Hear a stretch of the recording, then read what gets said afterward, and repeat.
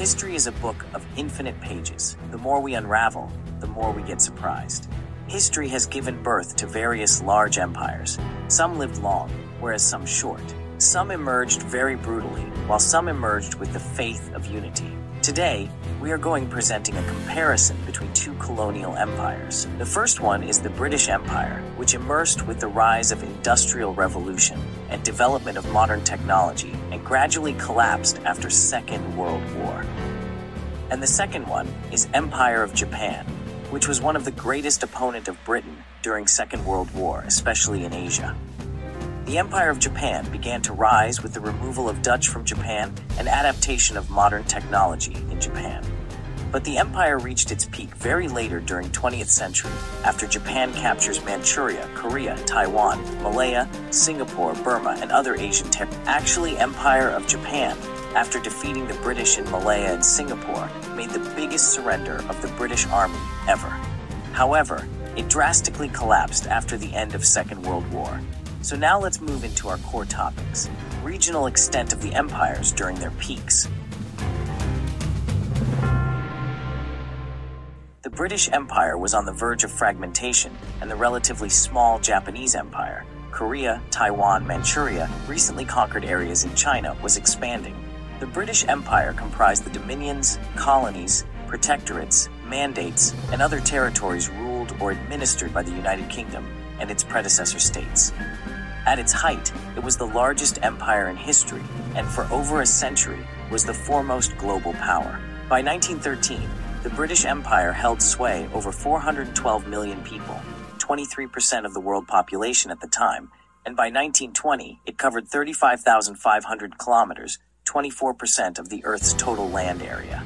As a result, its political, legal, linguistic, and cultural legacy is widespread. At the peak of its power, the phrase, "the empire on which the sun never sets," was often used to describe the British Empire, as its expanse around the globe meant that the sun was always shining on at least one of its territories. The Empire of Japan, Japanese, Hepburn, Dainaim Teikoku, is a historical nation-state along with its colonies, protectorates, mandates, and other territories that existed from the Meiji Restoration in 1868 until the enactment of the 1947 Constitution and subsequent formation of modern Japan. At its apex, the Japanese colonial empire was one of the largest empires in history. Including the home islands, the total amount of land under Japanese sovereignty reached 8,510,000 kilometers in 1942. By 1943, it accounted for more than 20% of the world's population at the time, with 463 million people in its occupied regions and territories, even more populous than the British Empire at its greatest extent. Colonies of the empires, British Empire, had vast overseas colonies compared to Japanese colonial empire. Japanese Empire included South Sakhalin, Micronesia north of the equator, Manchuria, Korea, Taiwan, Hong Kong, Burma, Siam, Thailand, Vietnam, Cambodia, Laos, Philippines, Malaya, Singapore, Dutch East Indies, East Timor, New Guinea, Guam, South Seas, Mandate, Nauru, and other islands of Southeast Asia, whereas British Empire along with Commonwealth included the following territories with their date of independence: Afghanistan 1919, Antigua and Barbuda, Australia 1901, 1986, the Bahamas 1973, Bahrain 1971, Barbados 1966, Belize 1981, Botswana 1966, Brunei 1984, Canada 1867, 1982. In 1949, Newfoundland and Labrador voted to join Canada too. Cyprus 1960, Dominica 1978, Egypt 1922, Fiji 1970, the Gambia 1965, Ghana 1957, Grenada 1974, Guyana pre-1970, Suriname pre-1667, various territorial disputes, India 1974, Iraq 1932, more of a mandate I believe, but nonetheless, Jamaica 1962, Jordan 1946, Kenya 1963, Kiribati 1979, Kuwait 1961, Lesotho 1964, Malawi 1964, Malaysia 1957, Maldives 1965, Malta 1964, Mauritius 1968, Myanmar, still seen by the government as Burma though Nauru 1968 new, Zealand 1907, 1986 Nigeria, 1960 Pakistan, 1947, Qatar 1971, St. Lucia 1971, St. Kitts and Nevis 1983, St. Vincent and the Grenadines, 1979, Seychelles 1976, Sierra Leone 1961, Solomon Islands 1978, South Africa 1910, 1961 Sri Lanka, 1948 Sudan, 1956 Swaziland, 1968 Tanzania 1961, Tonga 1970, Trinidad and Tobago 1962, Tuvalu 78, Uganda 1962, United Arab Emirates 1971. United States, or as it was then the 13 colonies, which were New Hampshire, Massachusetts, Connecticut, Rhode Island, New York, New Jersey, Pennsylvania, Delaware, Maryland, Virginia, North Carolina, South Carolina, and Georgia, gained independence in 1783 but declared it in 1776.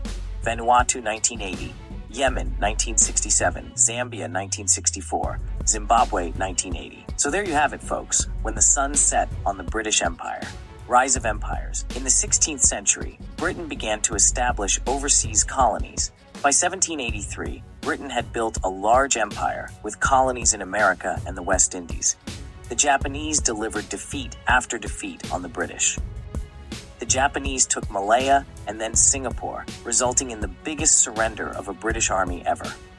The Japanese took Burma. They sent an attack force that raided as far as Ceylon. They recruited volunteers from captured Indian soldiers and set up an anti-British Indian army. But that is another story. From late 1941 through maybe the summer of 1944, in the Pacific, the Japanese Empire was the stronger. Had the Americans not entered the war, Japanese gains at British expense might have been permanent.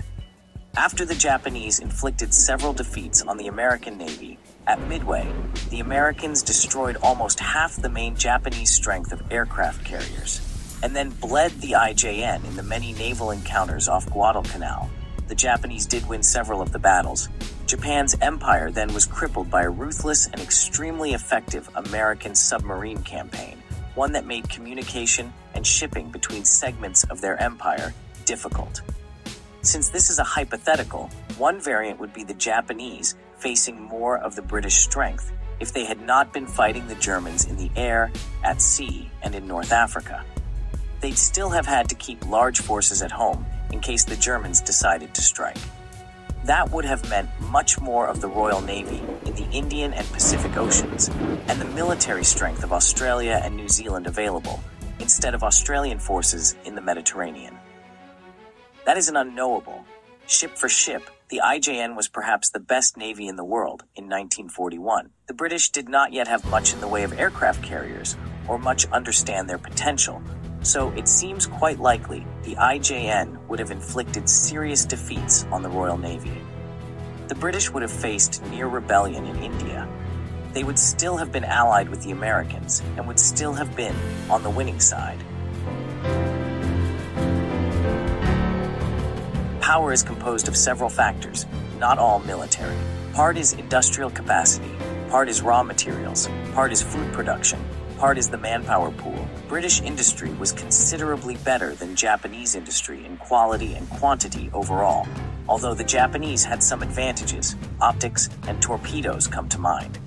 Thanks to their navy, the British had access to raw materials in general, and oil from Arabia and Persia in particular. The Japanese, in theory, had access to oil from the Netherlands East Indies, now Indonesia, but in practice, the Dutch had so thoroughly sabotaged the production and storage infrastructure that it took the Japanese 2 years to repair them, and by then, U.S. submarines had sunk most Japanese tankers, so little of that oil actually reached Japan. Food production suffered in both countries, but the British could and did import food from the U.S., the Japanese not so much. Regarding manpower, one word: India. As the war progressed, Britain's long-term hold on its empire got progressively shakier, but Japan's hold on everything also became shakier. That does not factor in allies. Japan had Germany and Italy, neither of which were in a position to offer much help. Britain's allies were China, the USSR, and the US. That makes it no contest. The issue with this comparison is that by the time Japan joined the war, Britain had already been fighting Germany for 3 years. Thus, British shipbuilding had very much been dedicated to that fight, and was competing with air and ground forces for resources. Before the war started in 1939, Japan had 5 aircraft carriers, and that had increased to 10 by the time Japan joined in 1942. In 1939, the UK had 7, with 6 under construction. By the time Japan joined in, that number had only increased to 8 due to losses versus Germany. Britain had lost 3 fleet and 1 escort carrier by that point. Without these losses, Britain would have had more carriers than Japan at that point. By 1945, Britain had 58 carriers in service. Japan only had a total of 35 carriers ever. I'm not sure what the peak number of Japanese carriers was. Again, note that the number of British carriers launched was low due to the demands of the other services fighting in Europe. This is, of course, not even glancing at the other ship types. The Royal Navy was more powerful overall. The trouble in the Far East was that most of the firepower was utilized in Europe and the Mediterranean. Without the Royal Navy and British power at the time, the Americans would not have been able to fight the Japanese nor Germans, as British and Commonwealth bases were extensively used and required. Indeed, the UK was the core base for World War II in Europe. All other land had been taken by Germany. British naval power was extensive. The Japanese were a solid fighting force, however, just like the Germans. They defeated the British in many parts of the Far East. This was the beginning of the end of empire, but its larger battles were being fought in World War II. Indeed, the largest contingent in Europe was British. Both Britain and Japan are islands. They both have one of the world's most powerful naval forces during World War II. In 1935, the Chinese were holding off against the Japanese Empire until II started. They lost Hong Kong, Peking, Shanghai, Nanjing, and others. Both have many colonies in the world. I would say that Japan was capable of defending off their territories than Britain. The British, in terms of maritime power and material advantages, oil especially. Their problem was that their military power was scattered over the world, and most of it was busy fighting the Germans. Their aircraft carriers were inferior to the Japanese carriers in a wide ocean environment. They couldn't have faced the Japanese in the Pacific alone.